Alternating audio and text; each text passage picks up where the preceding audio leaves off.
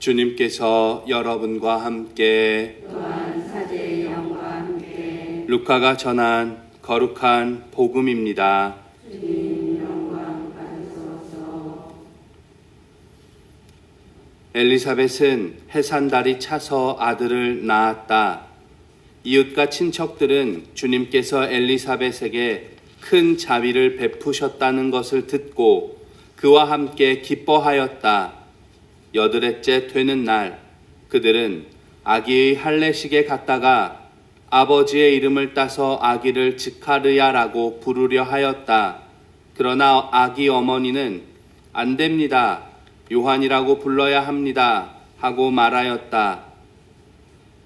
그들은 당신의 친척 가운데에는 그런 이름을 가진 이가 없습니다. 하며 그 아버지에게 아기의 이름을 무엇이라 하겠느냐고 손짓으로 물었다. 즈카리아는 글 쓰는 판을 달라고 하여 그의 이름은 요한이라고 썼다. 그러자 모두 놀라워하였다. 그때 즈카리아는 즉시 입이 열리고 혀가 풀려 말을 하기 시작하면서 하느님을 찬미하였다. 그리하여 이웃이 모두 두려움에 휩싸였다.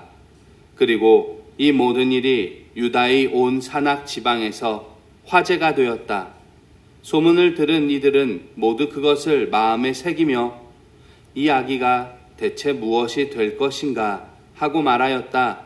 정녕 주님의 손길이 그를 보살피고 계셨던 것이다. 아기는 자라면서 정신도 굳세어졌다. 그리고 그는 이스라엘 백성 앞에 나타날 때까지 광야에서 살았다.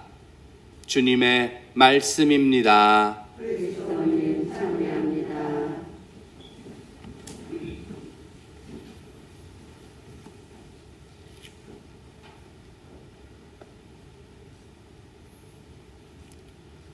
오늘은 요한 세례자 탄생 대축일입니다.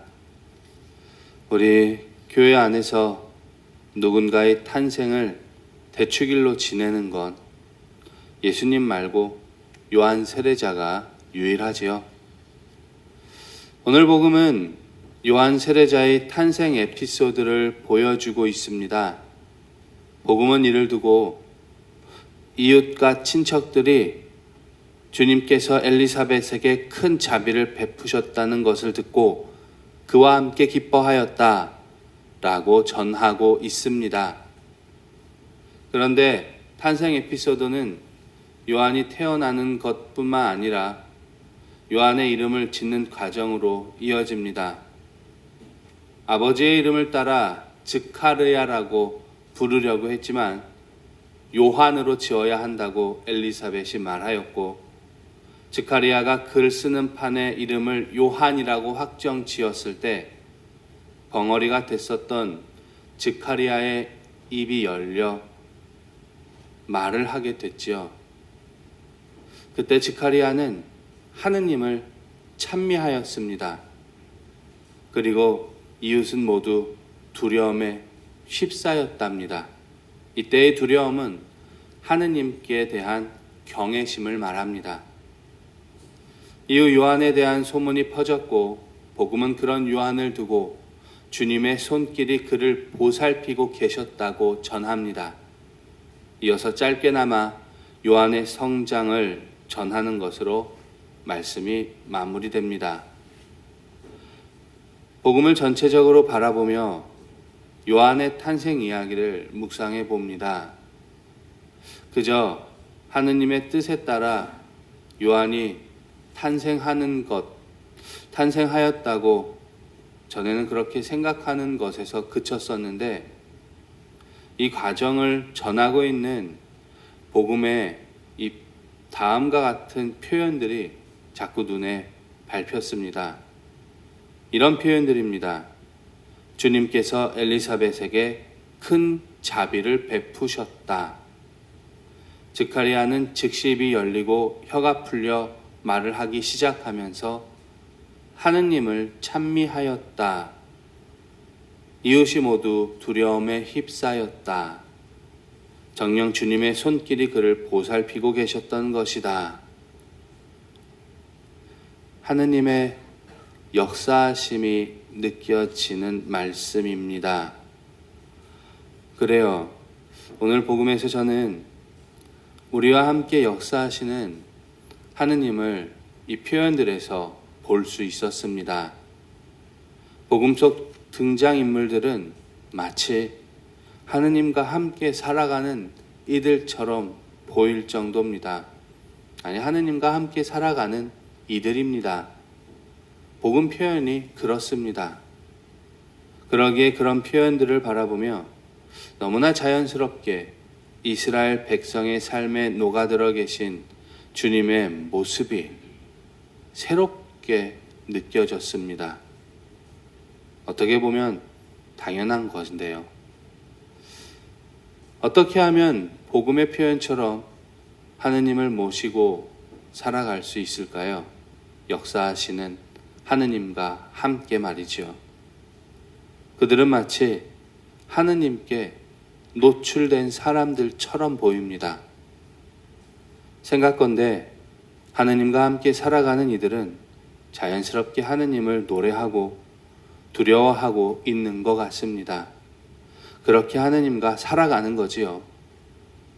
그래서 이런 그들의 모습을 보며 내 주변에 나를 감싸고 있는 것이 무엇인지, 나는 어디에 노출되어 있는지, 주변에 무엇을 보며 살아가고 있는지 성찰해 보게 됩니다. 개인적으로는 어릴 적부터 구교 집안이라서 성당에 다녔었고 거기서 놀았고 기도했으며 친구들도 성당 친구들이 학교나 학원 친구들보다 더 친했습니다. 기도하는 것이 그리 낯설지 않았고 십자가가 친숙했습니다. 사제가 되고 나서도 그래도 사제라고 이 주님을 입에 담고 살아가는 것 같습니다.